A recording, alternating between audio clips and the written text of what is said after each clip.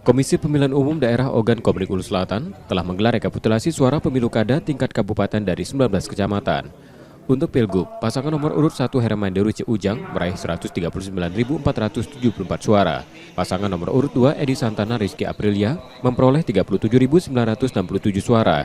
Sementara pasangan nomor urut 3 Mawardi Yahya R.A. Anita Nuringhati mendapatkan 32.499 suara. Sedangkan untuk Pilbub pasangan nomor urut 4 Abu Sama Misnadi meraih 88.076 suara. Diikuti pasangan nomor urut 2 Iwan Hermawan Faisal Ranopa dengan 85.362 suara. Pasangan nomor urut 3 Heri Wahab memperoleh 36.344 suara. Dan pasangan nomor urut 1 Hengki mendapat suara terbanyak terakhir. Rekapitulasi suara berjalan lancar dan kondusif dengan kehadiran saksi masing-masing pasangan calon Bawaslu serta undangan lainnya.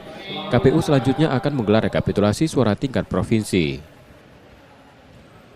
Alhamdulillah pada tanggal 6 bulan Desember tahun 2024 KPU Kabupaten Ogan Komering Ulu Selatan telah menyelesaikan rapat pleno terbaik.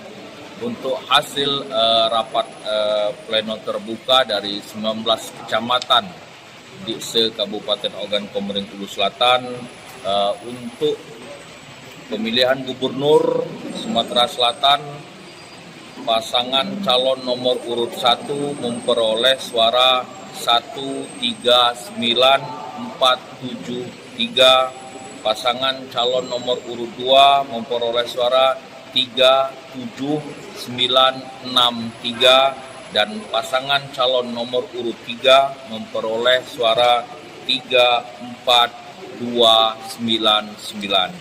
Adapun untuk pemilihan bupati dan wakil bupati Kabupaten Ogan Komering Ulu Selatan pada tahun 2024, pasangan calon nomor urut 1 memperoleh suara 8043 dan pasangan calon nomor urut 2 memperoleh suara 8532. Pasangan calon nomor urut 3 memperoleh suara 36344 dan pasangan calon nomor urut 4 memperoleh suara 88076.